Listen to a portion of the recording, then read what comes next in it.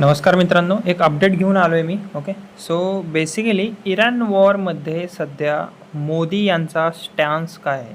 Okay. So आता होत काय आहे, मध्य पूर्वेत सध्या तणाव वाढतो आहे आणि इराण आणि विरोधी शक्ती समोरासमोर सध्या उभ्या आहेत. बेसिकली या सगळ्यात भारताची भूमिका ओके काय आहे? आपले प्रधानमंत्री नरेंद्र मोदी नेमकं सध्या या सिच्युएशनमध्ये काय करत आहेत? ओके. आणि भारत युद्धात उतरणार का? की शांततेचा मार्ग निवडणार का न्यूट्रल राहणार? आज आपण या सगळ्या प्रश्नांची सखोल आणि विश्लेषणात्मक उत्तर पाहणार आहोत. ओके. आता सगळ्यात पहिला अपडेट सांगायचं झालं तर भारताची ऑफिशियल पोझिशन न्यूट्रल पण ॲक्टिव्ह आहे सध्या. ओके. सर्वात आधी एक गोष्ट तुम्ही समजून घ्या, क्लिअर करून घ्या की भारत कोणाच्याही बाजूने थेट युद्धात सहभागी झालेला नाही आहे. ओके.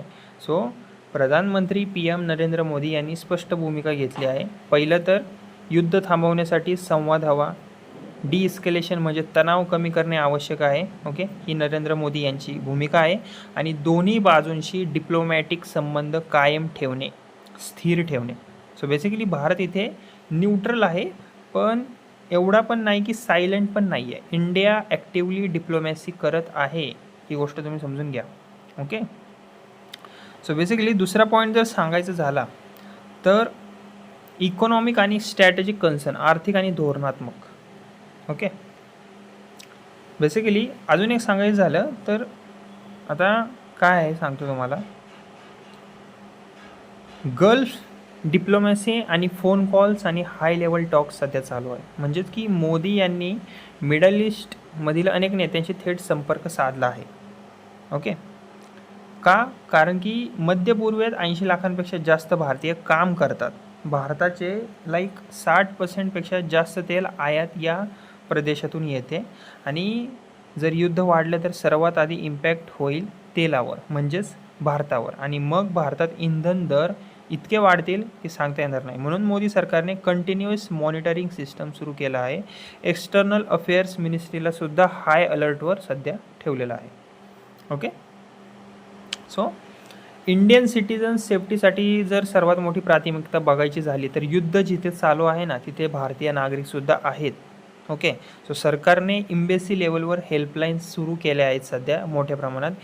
ओके. इव्हॅक्युएशन प्लॅन तयार ठेवला आहे. लोकल अथॉरिटीजसोबत कोऑर्डिनेशन वाढवलं आहे. मोदी सरकारचं मेन आणि पहिलं लक्ष धोरण एकच आहे की एकही भारतीय धोक्यात येऊ नये. समजते तुम्हाला? आणि इकॉनॉमिक इम्पॅक्ट म्हणजेच की इंडियाला किती धोका आहे या सर्व जे युद्ध होत आहे. ओके. ठिकठिकाणी जर इराण युद्ध लांबलं ना तर सर्वात पहिला पॉईंट म्हणजे क्रूड ऑइल महाग होईल, रुपया कमकुवत होऊ शकतो, शेअर मार्केट क्रॅश होऊ शकतो, गोल्ड प्राईस अत्याधिक वाढू शकतो. ओके. सो भारतासाठी हा फक्त परराष्ट्र धोरणाचा विषय नाही आहे की दुसऱ्याची भांडणं आहेत आपण काय करायचं, तसं नाही आहे. यात खूप सारे पॉईंट्स आहेत ते आपण लक्षात घेतले पाहिजेत. आणि हा सरळ सरळ आर्थिक स्थैर्याचा प्रश्न आहे. ओके. म्हणून फायनान्स मिनिस्ट्री परिस्थिती मॉनिटर करत आहेत सध्या सिच्युएशन आणि स्ट्रॅटेजिक ऑइल रिझर्व्स वापरण्याचा पर्याय तयार ठेवला आहे. ओके. आता हे सगळं तुम्ही रीडसुद्धा करू शकता. ओके. सो बेसिकली मोदीची स्ट्रॅटेजिक बॅलेन्सिंग पॉलिसी काय आहे? ओके. सो बेसिकली इंडियाचे संबंध इराणसोबत सध्या चांगले आहेत, US सोबत सुद्धा मजबूत आहेत आणि इस्रायलसोबत स्ट्रॅटेजिक पार्टनरशिप सध्या आहे. ओके. आणि आता जर भारताने एखाद्या कंट्रीची बाजूची साथ दिली तर दुसऱ्या देशाचे संबंध इनडायरेक्टली बिघडू शकतात. म्हणून मोदींची पॉलिसी आहे पहिली तर मल्टी अलाइनमेंट, स्ट्रॅटेजिक न्यूट्रॅलिटी आणि पीस फर्स्ट अप्रोच. समजते तुम्हाला? आणि अजून एक अपडेट सांगायची झाली तर ऑपोजिशन प्रेशर आणि पॉलिटिकल डिबेट सध्या होत आहे भारतामध्ये. ओके. भारतामध्येही काही नेते असे म्हणत आहेत की भारताने अधिक स्पष्ट भूमिका घ्यावी, असं खूप सारे पॉलिटिकल लीडरचं मत आहे. पण सरकारचं म्हणणं आहे की इमोशनल रिॲक्शन नको, स्ट्रॅटेजिक डिसिजन हवं आहे. आणि हे अत्यंत महत्त्वाचं आणि बरोबर आहे. ओके. माझ्या म्हणण्याने तरी. ओके. आणि आता इंडिया फ्युचरमध्ये इन्व्हॉल्व्ह होईल का, असं जर प्रश्नाचं उत्तर द्यायचं झालं तर सध्या भारत युद्धात जाण्याची शक्यता नाही आहे. पण ह्युमॅनिटेरियन सपोर्ट देऊ शकतो भारत, जो काही मेडिकल सपोर्ट आहे, बाकीचा सपोर्ट आहे, ओके, तो देऊ शकतो. डिप्लोमॅटिक मेडिकेशन करू शकतो आणि भारताचा फोकस एकच आहे, शांती, भारतीय नागरिकांची सुरक्षा आणि आर्थिक स्थिरता टिकून राहिली पाहिजे. ओके. तो बेसिकली मित्रांनो की सांगायचं एवढंच तात्पर्य की इराण युद्धामध्ये भारत शांत बसलेला नाही आहे, पण तो शहाणपणाने समतोल राखत आपल्या हितसंबंधाची सुरक्षा करत पुढे चालला आहे. आणि युद्ध जिंकणं महत्त्वाचं असतं, पण युद्ध टाळणं त्याहून जास्त महत्त्वाचं असतं. ओके.